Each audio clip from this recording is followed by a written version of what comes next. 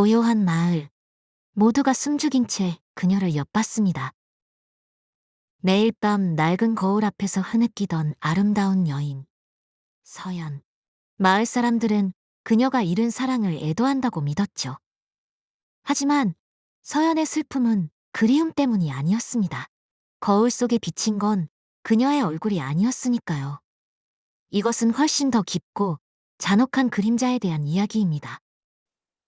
음영 서재에 오신 여러분 환영합니다. 그럼 오늘의 책장을 넘기겠습니다.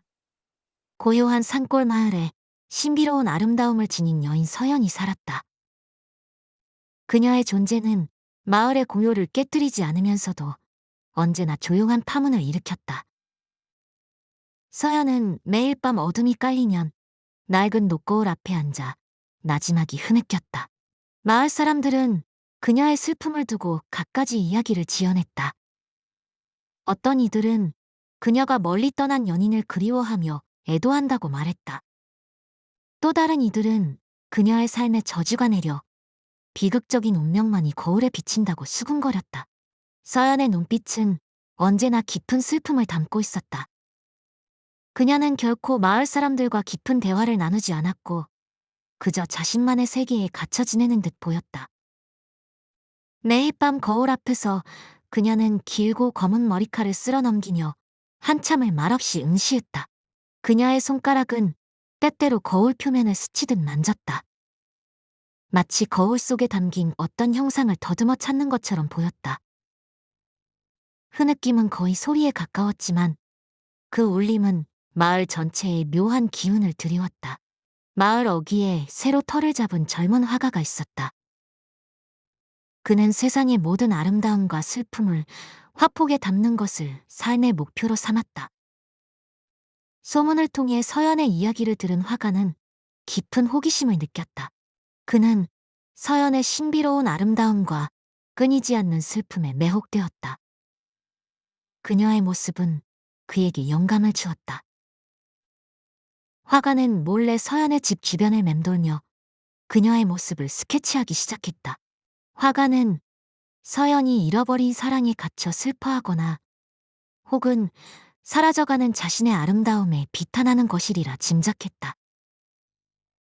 그의 눈에 비친 서연은 모든 비극을 혼자 감당하는 듯한 숭고한 존재였다. 어느 날 화가는 용기를 내어 서연에게 다가갔다. 그는 그녀의 초생화를 그리고 싶다는 간절한 마음을 전했다. 그의 목소리는 조심스러웠고 그녀의 슬픔을 해치지 않으려는 노력이 역력했다. 서연은 그를 응시했다. 그녀의 눈빛은 깊이를 알 수 없는 오물 같았다. 오랜 침묵 끝에 그녀는 나지막이 말했다. 그녀의 목소리는 갈라져 있었지만 부드러움을 잃지 않았다. 이 얼굴에는 기쁨이 없고 오직 그림자뿐입니다. 화폭에 담을 가치가 없을 겁니다. 화가는 그녀의 말에 당황했지만 그의 눈은 서연의 얼굴에 머물렀다. 그는 그녀의 눈빛 속에서 잠시 스쳐 지나가는 그리움이나 후회 같은 것을 보았다. 그것은 단순한 슬픔과는 다른 감정의 조각이었다. 서연은 부드럽게 고개를 저었다.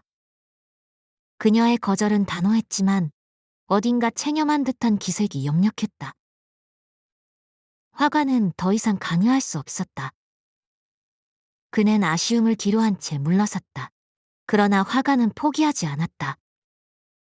그녀의 거절은 오히려 그의 호기심을 더욱 자극했다.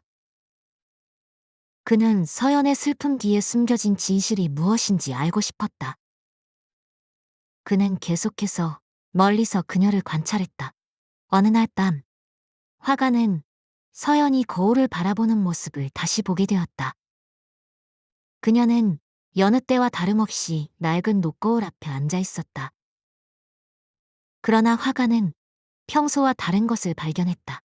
서연은 거울 속 자신의 얼굴을 직접 보는 것이 아니었다. 그녀의 시선은 마치 어깨 너머에 무언가를 찾는 듯 거울 뒤편을 응시하고 있었다. 그녀의 눈은 초점을 잃은 듯 허공을 헤매는 것 같았다.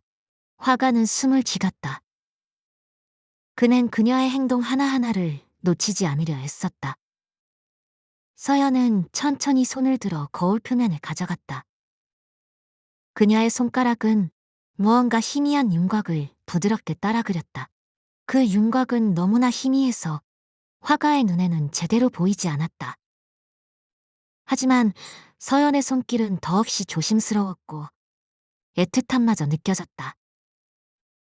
화가는 혼란스러웠다. 그녀는 무엇을 보고 무엇을 그리는 것일까? 그의 머릿속에는 수많은 의문이 떠올랐다. 그녀는 자신의 모습을 보고 슬퍼하는 것이 아니었다. 그렇다면 그녀가 그토록 애처롭게 응시하는 것은 대체 무엇이란 말인가? 시간이 흐르고 초여름의 밤 공기는 점차 무거워졌다. 어느 날 저녁, 하늘은 시커먼 먹구름으로 뒤덮였다. 멀리서 천둥 소리가 울려 퍼졌고 이내 굵은 빗방울이 후두둑 떨어지기 시작했다. 세찬 폭풍우가 마을을 덮쳤다. 바람은 나무들을 거세게 흔들었고 비는 창문을 때렸다. 마을 사람들은 저마다 집문을 굳게 걸어 잠그고 폭풍우가 지나가기를 기다렸다. 화가는 잠을 이룰 수 없었다. 밖은 천둥 소리와 빗소리로 가득했지만 그의 귀에는 다른 소리가 들리는 듯했다. 그것은 서연의 집 방향에서 들려오는 희미한 흐느낌이었다.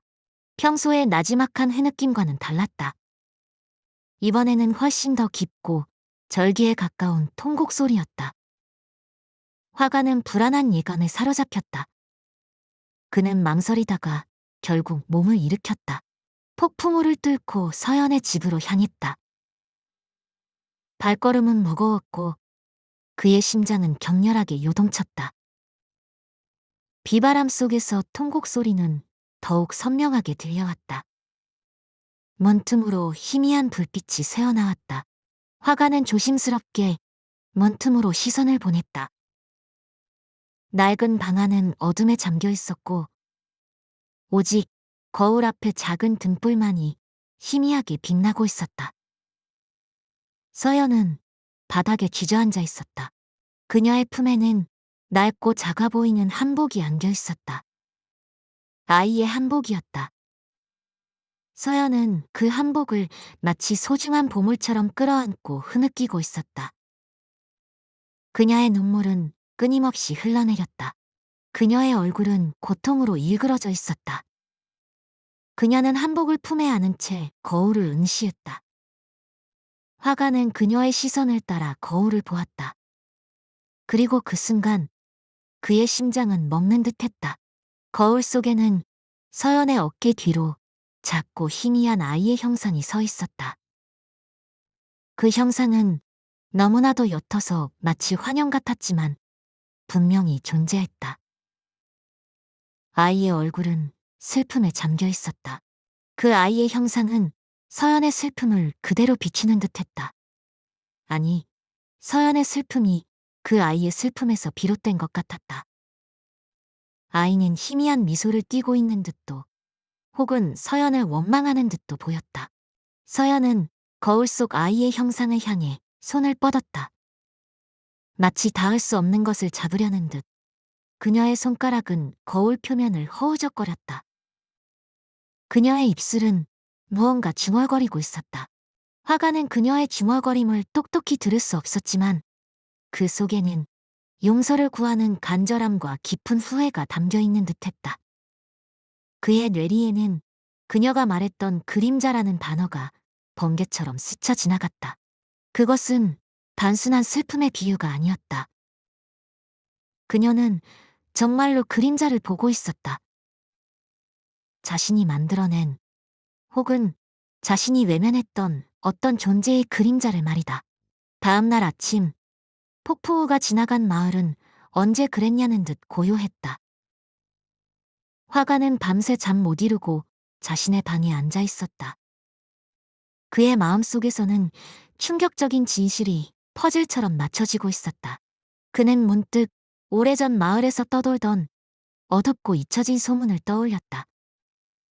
죽어가는 친구가 자신의 아이를 부탁했으나 어떤 여인이 그 약속을 저버리고 숲에 아이를 버렸다는 이야기였다.